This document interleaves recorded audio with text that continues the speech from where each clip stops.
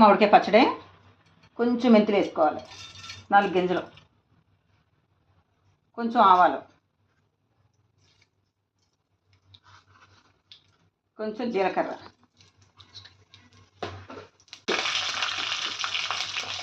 Carrot మామిడికాయ పచ్చడి. వేగింది కదా క్యారెట్ ముక్కలు ఇలా వేగిన తర్వాత కట్టేయాలి. క్యారెట్ను పచ్చిమిర్చి వేయించాలి, పచ్చి మామిడికాయ ముక్కలే ఉంచాలి, పట్టేటప్పుడు వేయాలి. పట్టేస్తున్నాం పచ్చడి. ఇది వెల్లుల్లిపాయ రెబ్బలు వేసాను.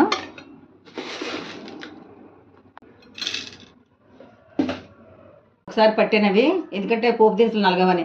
ఇప్పుడు మామిడికాయలు వేసి ఇంకో పట్టు పట్టాలి. పోపు వేస్తాను పచ్చడికి. మినప్పప్పు, శనగపప్పు, ఆవాలు, జీలకర్ర, ఎండుమిర్చి, కరివేపాకు. అయిపోయింది పోపు.